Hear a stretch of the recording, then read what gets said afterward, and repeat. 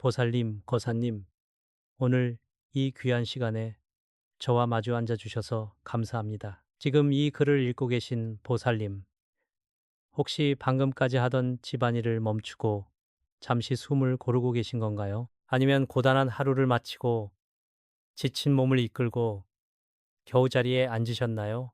참으로 고생 많으셨습니다. 평생을 가족이라는 이름 아래, 남편의 뒷바라지에, 자식들 뒷바라지에, 정작 보살님 본인은 입고 싶은 옷 한 벌, 먹고 싶은 음식 하나 마음 편히 즐기지 못하고 사셨지요. 냉장고에 남은 찬밥 덩어리, 퉁퉁 불어 터진 국 한 그릇으로 끼니를 때우며 나는 괜찮다. 다들 잘 먹으면 그만이다라며 스스로를 달래온 세월이 벌써 수십 년입니다.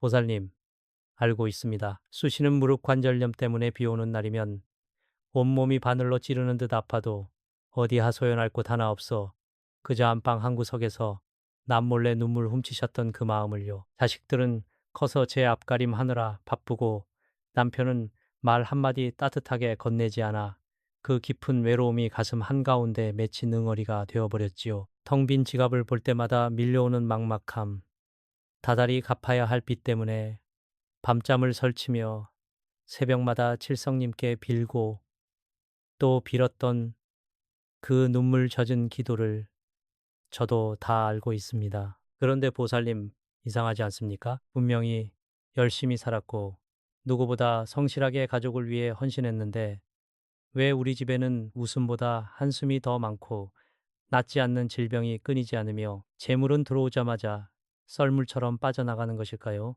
그것은 보살님이 부족해서가 아닙니다.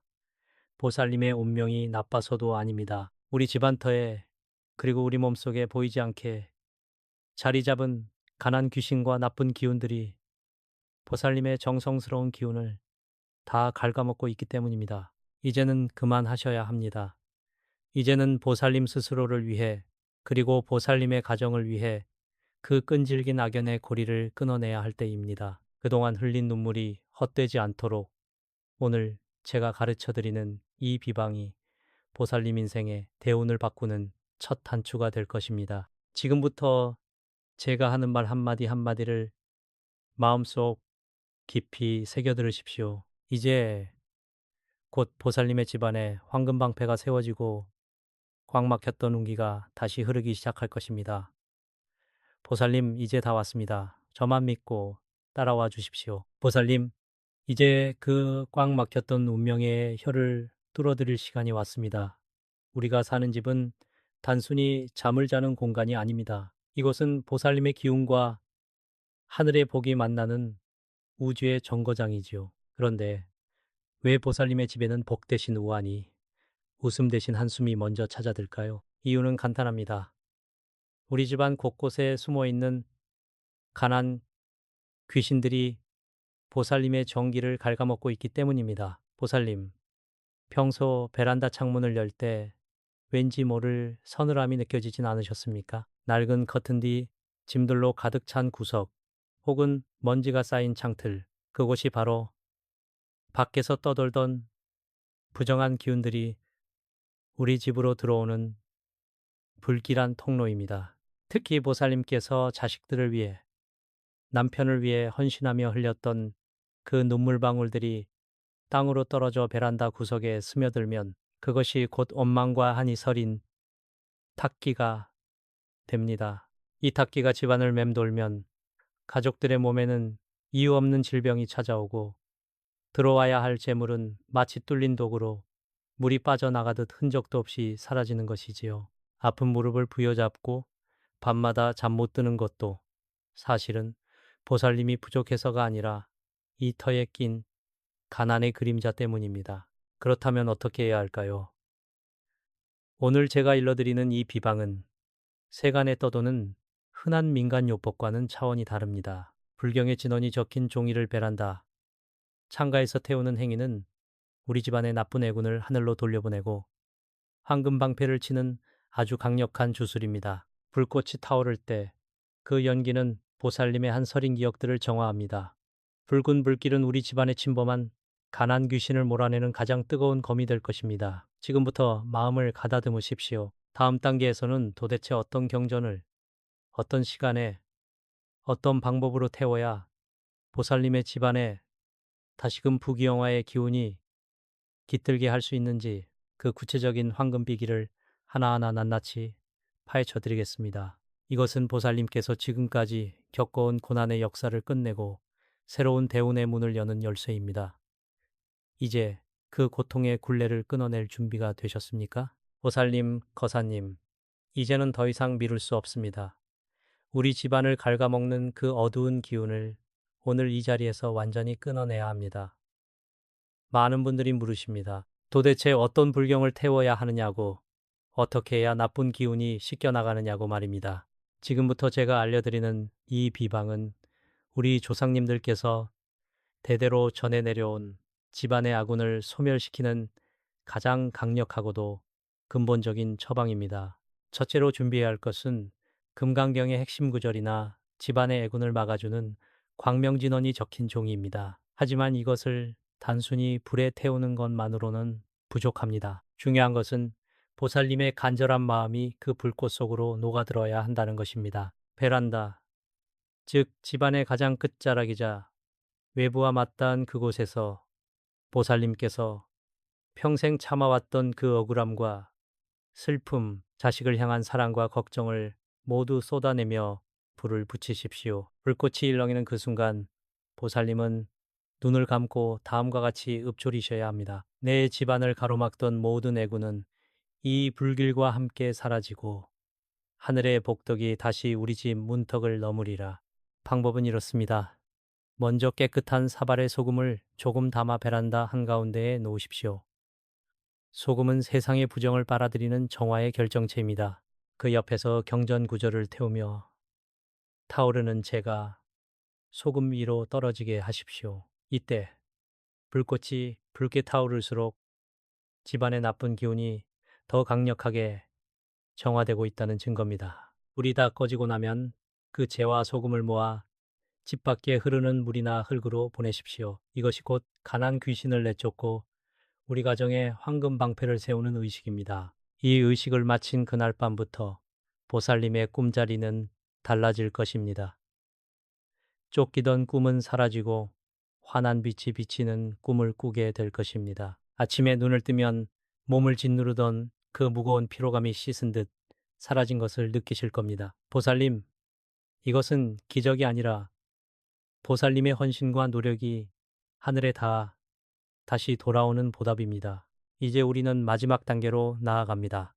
이 비방을 마친 후 어떻게 해야 그 운기를 영원히 붙잡아 둘 수 있는지, 어떻게 칠성님의 가호를 받아 우리 가족의 앞날에 평탄대로를 깔 수 있는지 그 마지막 지혜를 전해드리겠습니다. 보살님, 거사님, 이제 이 비방의 마지막 여정을 함께 하려 합니다. 지금까지 우리 집안을 짓누르던 그 어두운 기운을 걷어내고 이제는 보살님의 가정에 황금 방패를 세워 영원히 복이 머물게 할 때가 되었습니다. 비방을 마친 후가 더 중요합니다. 문을 열어두어 탁기를 내보내고 베란다 창가에 작은 맑은 물 한 그릇을 놓아두십시오. 이것은 칠성님께 올리는 정성, 어린 공양이며 우리 집으로 들어오는 나쁜 기운을 걸러내는 걸음망이 될 것입니다. 밤이 깊어지면 가족들의 이름을 한 사람씩 나지막이 읊조리며 그들의 앞날의 평탄함이 깃들기를 기도하십시오. 자식들의 성공과 남편의 안녕, 그리고 보살님 본인의 건강을 위해 칠성님께 올리는 이 기도는 보살님 가족을 지키는 보이지 않는 갑옷띠 될 것입니다. 자, 이제 저를 따라 마음속으로 깊이 새겨주십시오. 하늘의 기운이 우리 집 지붕 아래 머물며 땅의 기운이 우리 마당을 감싸 안으니 그 어떤 악귀도 범접하지 못할 황금 방패를 세우노라. 칠성님의 가호 아래 우리 가정은 화목하고 샘솟는 재물은 마르지 않으며 고통과 질병은 이 불길과 함께 소멸하리라. 보살님이 이제 다 끝났습니다. 보살님의 기도가 하늘에 닿았습니다. 이제 보살님의 가정은 더 이상 흔들리지 않습니다. 그동안 흘렸던 눈물만큼, 아니 그보다 수만 배 더 큰 복이 보살님을 찾아갈 것입니다. 오늘 이 순간 보살님의 가정에 깃든 이 평온함을 유지하기 위해 댓글로 함께 염원해 주십시오. 나무 아미타불 관세음 보살이라 적고 우리 모두가 서로의 복을 빌어줍시다. 이 간절한 마음들이 모여 우리 보살님들의 가정을 지키는 더 크고 단단한 방패가 될 것입니다. 보살님, 고생 많으셨습니다. 이제 편안히 쉬십시오. 내일 아침 보살님의 베란다로 들어오는 햇살은 분명 어제와는 다를 것입니다. 보살님을 진심으로 응원합니다. 보살님, 거사님, 지금 이 영상을 보고 계신 보살님들은 아마 지금쯤 부엌 싱크대 앞에 서서 설거지를 끝내고 젖은 손을 앞치마에 닦으며 깊은 한숨을 내쉬고 계실지도 모르겠습니다. 오늘 하루도 얼마나 고단하셨습니까? 가족들 뒷바라지 하느라 정작 보살님 본인의 끼니는 찬밥으로 때우고 몸은 여기저기 쑤시고 아파도 내가 참아야지 하며 속으로 삼킨 눈물이 벌써 강물처럼 흐를 지경이지요. 지난 세월을 한번 돌아보십시오. 2026년 윤달이 낀 이 해는 유독 보살님들의 어깨를 무겁게 짓눌렀습니다. 자식들 앞길 걱정에 꼬리에 꼬리를 무는 집안 빚에 밤마다 베개 젖는 줄 모르고 울음을 삼키셨을 그 마음을 누가 다 헤아리겠습니까? 남들은 다 잘 나가는 것 같고 나만 제자리 걸음인 것 같아 때로는 세상이 야속하고 하늘이 무심하다 느껴지기도 하셨을 겁니다. 하지만 보살님, 제가 왜 오늘 이렇게 밤늦은 시간에 보살님들을 찾았겠습니까? 그냥 지나칠 수 없는 아주 중요한 이유가 있습니다. 2026년 윤달의 마지막 밤, 이 밤이 지나가면 우리 집안의 운기가 크게 바뀔 터인데 지금 보살님들의 주방에 보이지 않는 가난 귀신이 또아리를 틀고 앉아 보살님들의 재물운을 야금야금 갉아먹고 있기 때문입니다. 부엌은 단순히 음식을 만드는 곳이 아닙니다. 풍수지리적으로 볼 때 부엌은 집안의 재고,財富, 즉 재물이 쌓이는 창고이자 가정의 불씨를 지키는 터주신이 머무는 성스러운 공간입니다. 그런데 지금 보살님들의 싱크대, 물이 빠져나가는 그 구멍에서부터 재물이 밖으로 줄줄 새고 있다는 사실을 알고 계십니까? 지금까지의 삶이 힘들었던 건 보살님 잘못이 아닙니다. 단지 운의 흐름이 막혀 있었을 뿐입니다. 하지만 오늘 이 윤달의 마지막 밤에 제가 알려드리는 이 사소한 행동 하나가 그동안 보살님의 삶을 짓눌렀던 굴레를 끊어낼 수 있다면 어찌 해보지 않을 이유가 있겠습니까? 오늘만큼은 설거지를 마치고 가족들 뒷바라지 잠시 내려놓으십시오. 오직 보살님 본인의 대운을 여는 시간으로 삼으셔야 합니다. 이제부터 제가 들려드릴 이야기는 그저 흘려듣는 이야기가 아닙니다. 수십 년간 닦아온 도토의 길에서 보살님들의 무너진 삶을 다시 세우기 위해 가져온 황금방패의 열쇠입니다. 이제 마음을 정갈하게 하시고 제가 시키는 대로만 따라오십시오. 2026년 윤달의 마지막 밤, 그 신비로운 기운이 보살님의 삶을 어떻게 송두리째 바꿀 수 있는지 지금부터 깊이 있게 들여다보겠습니다. 보살님, 이제 우리는 이 기묘하고도 신비로운 가난 귀신의 실체를 들여다볼 차례입니다. 왜 우리 집안에 돈이 들어와도 밑 빠진 독에 물 붓기처럼 사라졌는지, 왜 열심히 살아도 늘 제자리 걸음이었는지, 그 해답이 바로 보살님의 부엌, 그 어둠침침한 싱크대 밑에 숨겨져 있기 때문입니다. 풍수지리학에서 부엌은 집안의 재고 자이프라 했습니다. 재물이 들어와 잠시 머물며 불어나는 곳이지요. 그런데 보살님의 싱크대를 보십시오. 2026년 윤달의 마지막 밤. 이 시기는 1년 중 하늘의 문이 가장 크게 열리는 개천의 밤입니다. 이때 집안의 수기시의예를 어떻게 다스리느냐에 따라 재물운의 흐름이 완전히 달라집니다. 보살님들이 무심코 버린 설거지물, 꽉 막힌 배수구, 녹슨 수도꼭지, 이런 것들이 바로 가난 귀신이 가장 좋아하는 검은 통로입니다. 생각해 보십시오.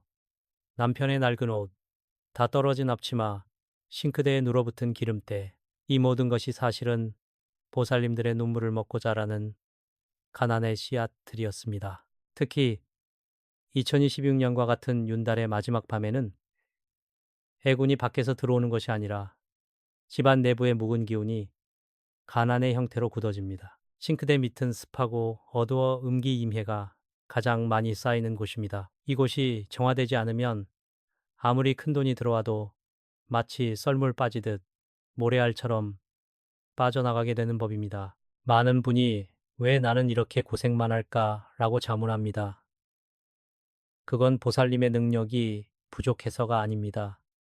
바로 이 재물 창고의 문이 잠겨 있기 때문입니다. 가난 귀신은 보살님의 지친 마음과 부엌의 어수선한 틈을 타고 들어옵니다. 보살님이 설거지를 하며 무심코 내뱉는 한숨, 그 한숨 소리가 바로 가난 귀신에게는 나 여기 있으니 마음껏 머물러라 라는 초대장과 다름없다는 것을 아셔야 합니다. 이제부터 우리는 이 흐름을 완전히 뒤집을 것입니다.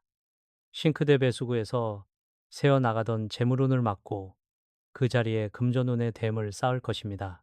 2026년 윤달의 마지막 밤, 달빛마저 숨을 죽이는 이 시간에 우리가 행할 물 한 대접에 비방은 단순한 미신이 아닙니다. 이것은 수천 년간 내려온 비전배준의 대운술입니다. 이제 보살님들은 더 이상 가난 귀신에게 재물을 바치는 노예가 아닙니다. 주방의 기운을 다스려 가난의 굴레를 끊어내고 재물을 끌어당기는 부의 여왕으로 거듭나야 합니다. 다음 이야기는 실제로 이 비방을 통해 밑바닥 인생에서 벗어나 수억 원대의 운을 거머쥔 부산 어느 시장통 보살님의 눈물겨운 실화입니다. 이 이야기를 듣고 나면 보살님도 반드시 행동하게 되실 것입니다. 보살님, 부산 영도다리 밑에서 평생을 좌판 깔고 굴을 까던 한 보살님 이야기를 해드리겠습니다. 그분은 평생 자식들 대학 공부시키느라 본인 손등이 갈라지고 터지는 줄도 모르고 사셨던 분입니다. 남편은 일찍 떠나고 남은 건 빚더미와 병든 몸뿐이었죠. 어느 날 자식마저 사업에 실패하고 돌아와 빚독촉에 시달리는 모습을 보며 그 보살님은 억장이 무너져 내렸습니다. 어느 추운 겨울날 정말 더는 버틸 힘이 없어서 부엌에 앉아 펑펑 울고 계셨답니다. 그때 그 집 싱크대 배수구에서 썩은 물이 역류해서 올라오는데 마치 그 물이 보살님의 평생 한을 쏟아내는 것 같았다고 하더군요.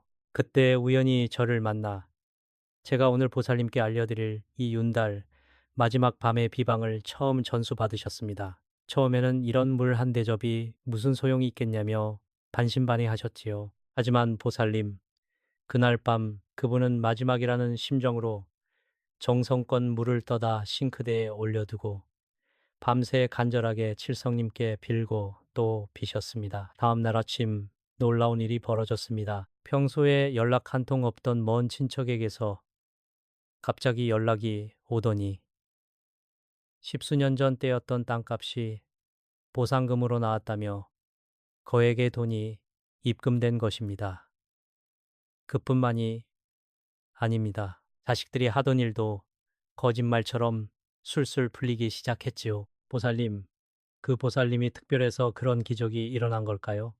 아닙니다. 그분은 단지 믿음과 정성으로 묵은 기운을 씻어내고 복이 들어올 자리를 미리 마련해 두셨을 뿐입니다. 그 밤 보살님이 떠놓은 물 한 대접은 단순한 물이 아닙니다. 하늘의 기운이 깃든 신수이가 되어 집안의 탁한 기운을 흡수하고 그 자리에 재물이 솟아나는 샘물을 불러온 것입니다. 지금 제 이야기를 듣고 계신 보살님들도 마찬가지입니다.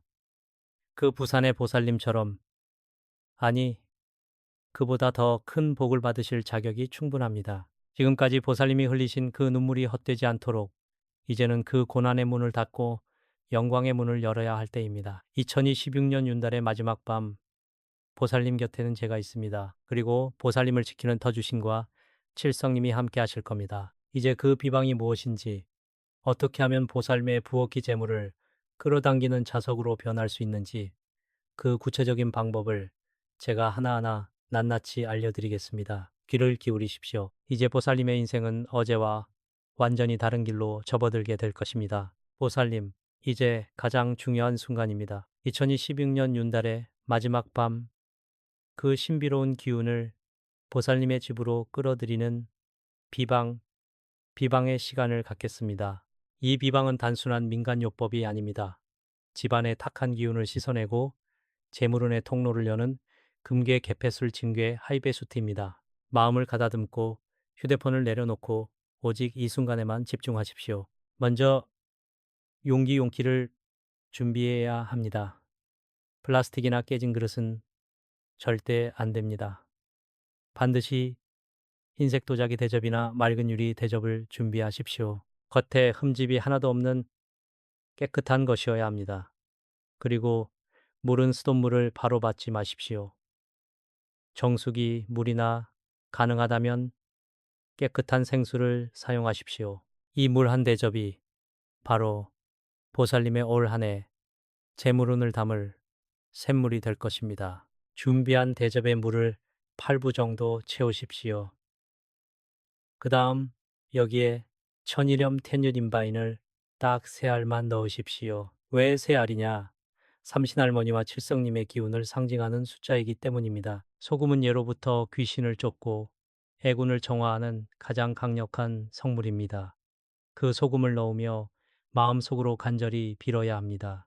나의 묵은 가난은 소금과 함께 녹아 없어지고 나의 가정에는 황금빛 재물이 차오르게 하소서. 이제 이 대접을 어디에 두느냐가 중요합니다.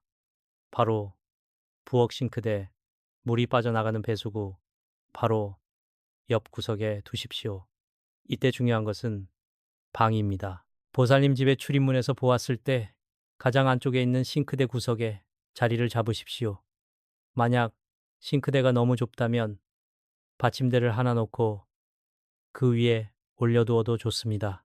중요한 것은 물이 고여있는 기운을 그 대접이 대신 받아내게 하는 것입니다. 이제 마지막 단계입니다. 대접을 올려두고 보살님은 그 앞에 서서 두 손을 합장하십시오. 고개를 숙이고 오늘 하루 있었던 모든 불평, 불만, 그리고 지난 윤달 동안 겪었던 그 고통스러운 기억들을 물속으로 다 흘려보낸다고 상상하십시오. 보살님의 눈물이 물속에 섞여 정화된다고 생각하십시오. 절대 해서는 안 될 행동이 있습니다.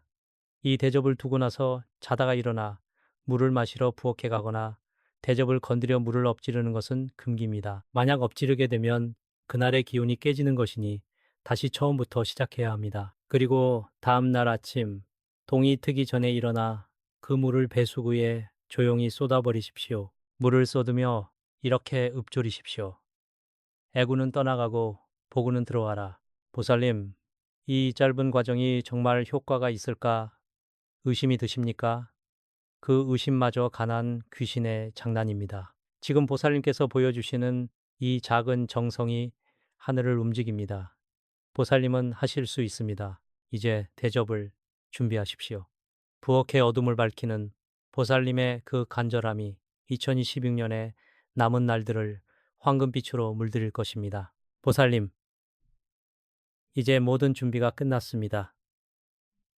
보살님의 싱크대 위에 놓인 그 물 한 대접은 이제 평범한 물이 아닙니다. 밤새 우주와 하늘의 기운을 머금고 보살님의 집안을 짓누르던 어둠을 모두 거두어들일 신수로 변할 것입니다. 이제 보살님이 해야 할 마지막 의식, 바로 하늘에 올리는 기도의 시간입니다.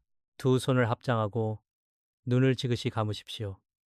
이 문장을 저를 따라 마음속으로 혹은 나지막이 읊조리십시오. 하늘의 기운이 닿는 이 깊은 밤, 칠성님의 가호 아래 제 집안의 탁한 기운을 이 물에 모두 담아 보냅니다. 오늘을 기점으로 우리 집안에 깃든 가난 귀신은 씻겨나가고 터주신께서는 복의 문을 활짝 여시어 재물이 쉼없이 들어오게 하소서. 저와 제 가족의 앞길에 황금빛 꽃길이 열리기를 간절히 바라나이다. 지형 묵직하고 강렬하게 보호막을 치는 듯한 어조. 이제 보살님은 보이지 않는 황금 방패를 두르셨습니다. 내일 아침 동이 트기 전에 그 물을 버리실 때 그 물과 함께 보살님의 지난날 눈물도 빚에 쫓기던 불안도 모두 하숙으로 흘려보내십시오. 그리고 잊지 마십시오. 오늘부터 보살님은 더 이상 고난 속에 사는 사람이 아니라 오늘 거머쥐는 대운의 주인공입니다. 보살님, 세상살이가 힘들 때마다 언제든 다시 찾아오십시오.